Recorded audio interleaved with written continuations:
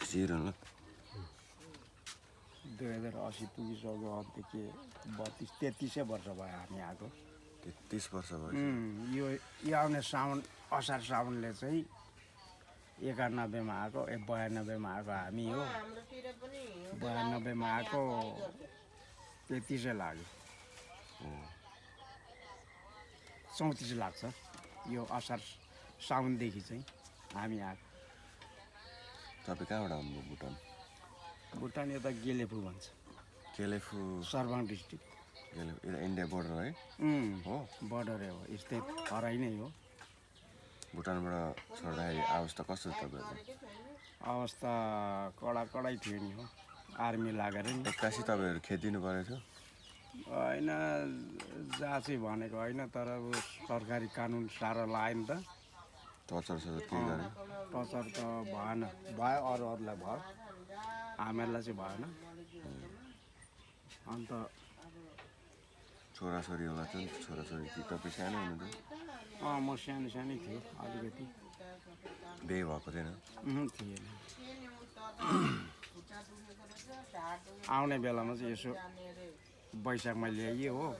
साउनमा हिँडेको यता ए भर्खरै ल्याएको थियो अनि तपाईँको यहाँनिर आउँदाखेरि डाइरेक्ट बेलाङ आएको गोलताप बसियो 5 महिना प्रायः जस्तो छ गोला बस्यो 5 महिना चाहिँ गोलताप बसियो त्यहाँबाट अन्त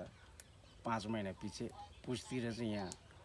मङ्सिर होला मङ्सिरमा चाहिँ यता स्वरट भएर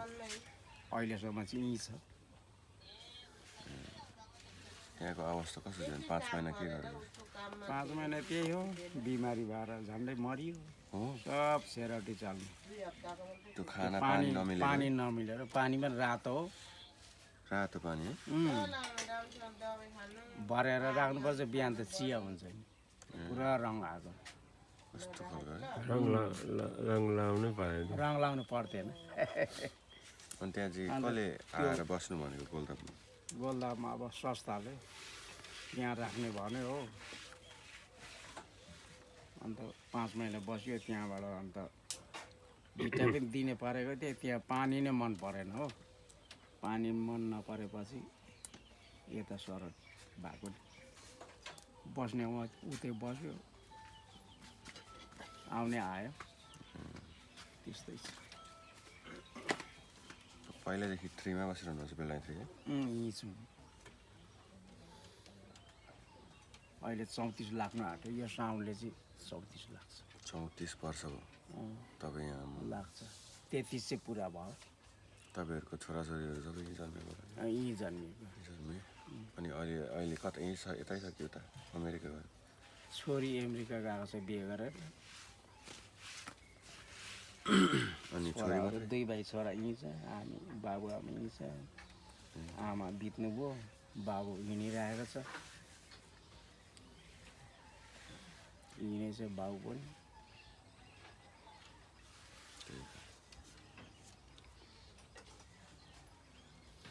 अहिले हामी बेलडाङ्गी 3 मा छौँ होइन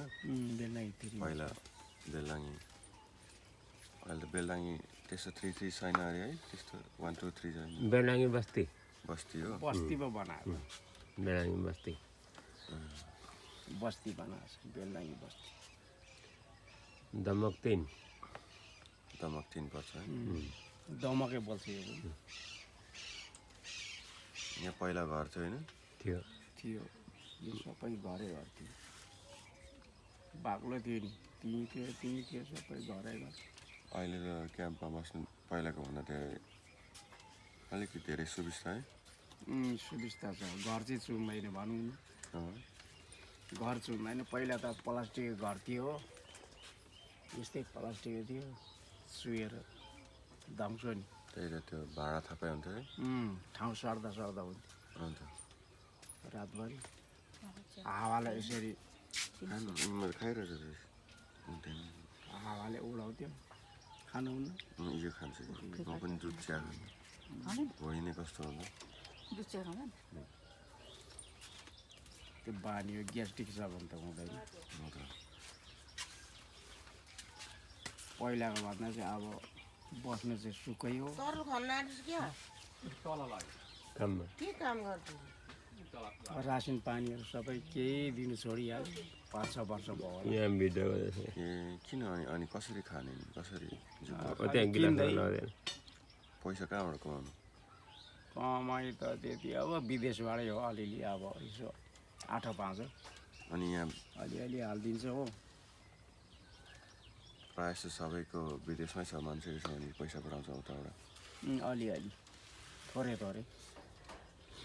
यसो रासिन खाने सामान चाहिँ उताबाट कसैले त हाल्दैन उताबाट 100 लगाइदियो भने त टन्नै हुन्छ नि 12-13 हजार भइहाल्छ अनि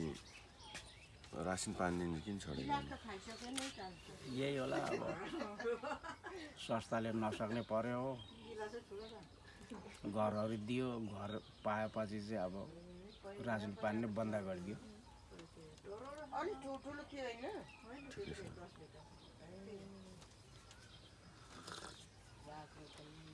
मान्छे बाटो पनि भयो तुजुक देखायो नि त कस्तो तुजु भन्नु तुजुक भन्नाले अब गरिब त गरिब भयो धनी त अब धनी माथि पुगिहाल्यो ओर्लिएर हो यसले चाहिँ भिडियो उलिएर गएको गएकै बिचबाट हिँड्दै हुन्छ उलिएर गएको गएकै अन्त त्यो अब दिएको चामल नखाने पर्यो हो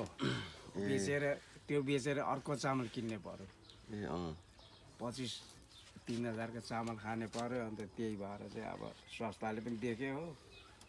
पिठोहरू दाल तेलहरू सब बाहिर खाँदैन ए अँ हामीले त खायौँ त्यसो देखेर धनी बस्यो धनीहरूले चाहिँ त्यसो गर्थ्यो बाहुनहरूले भनौँ न खासै छेत्री बाहुनले चाहिँ एउटा बाहुन त खसीको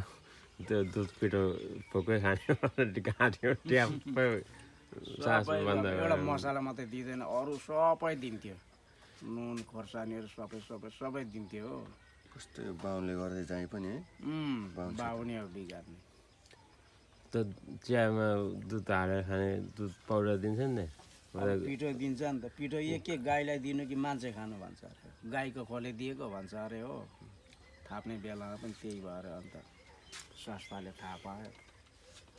सबै कटअप गर्दै अहिले त सुन्नामा छ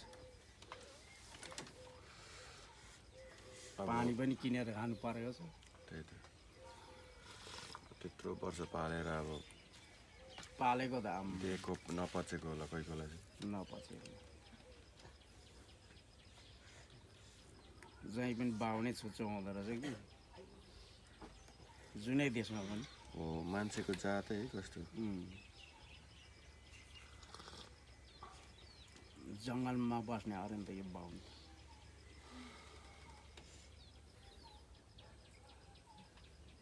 अनि स्वर्गमाथि झन् स्वर्ग खोज्यो हो अनि अरू गरिबलाई बिगाऱ्यो